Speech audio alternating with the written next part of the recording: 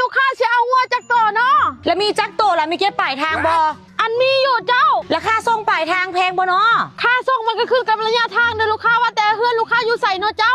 กะยุเฮือนนี่แหละจ้า ก็ฮู้แล้วว่าลูกค้าจะอยู่เฮือนแต่มันอยู่ประเทศใดของเรา กะยุเฮือนนี่แหละกะยุแถวในเมืองนี่แหละจ้าอุ้ยจะเป็นถามหลายเนาะ ถ้าลูกค้ามาบอกรายละเอียดนะค่าส่งมันก็ขึ้นมันก็แพงนะลูกค้า โอ้ยคันค่าส่งเพลละเจ้าอยู่ใส่ตอนนี้เจ้าอยู่ใส่เข้าไปเบิ่งเอาเองกันได้ไป อยู่บ้านนครหลวงอยู่แข้งปลาขาวนะเจ้า กะห่างจะคอยแต่500 เมตรซื่อฉันค่อยไปเอาเองกันได้เจ้าท่าอยู่หันเด้อ โอเคมาไว้เนี่ย หุ้ยจะเป็นยากซื้องัวดำเถื่อกันเลยเนาะฮัลโหลเกียมรถ พร้อมแล้วเอ้ยขึ้นเลย หุ้ยเก็บไปถอกไปทางกูสิไปเองซะแล้วบางทีค่าส่งถึงเลยผมไปนั่งกันดีเด้อฮะเอี้ยวซ้ายเอี้ยวขวา เลี้ยวขวาแล้วก็มาซื้อๆนะลูกค้าเด้อ ไปซื้อ ฮอดสีเวลาอยากกระทอหลังมาเลยๆนะลูกค้าเด้อ ฮะให้ถอยหลังเข้าโอเคถอยหลังเข้าโอเคแม่ละโดยแต่จะเท้าขายให้ไผ่ได้โอเคคนกำลังสิฮอดแล้วค่อย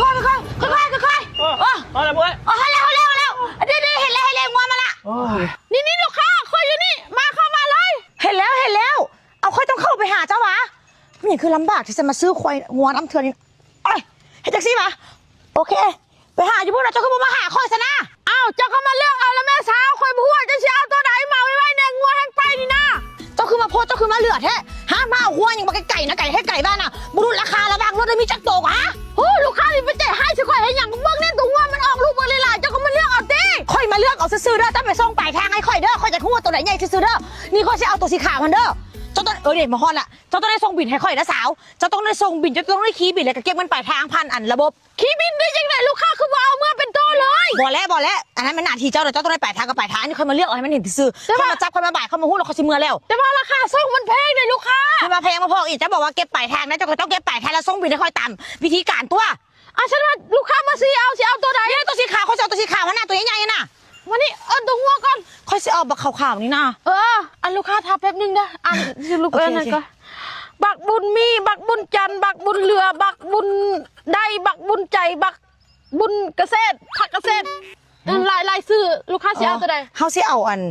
บุญมี บุญล้นเด็ก กับบุญเหลือ บุญล้นนี่คักได้บุญล้นนี่มัน บุญล้นบ่เอาเพราะว่าเขาอยากได้บุญเหลือแล้วนะ โอเค ฉันเอา2 ตัว ถ้าบุญหนึ่งนะ แต่ว่าเขาไม่ได้เอาไปได้เจ้าต้องได้ส่งปลายทางส่งบินให้ข่อยได้ ใส่แก๊สน้ำมันลูกค้า ใส่แก๊สแพ็คเพราะว่ามันต้องปลายทาง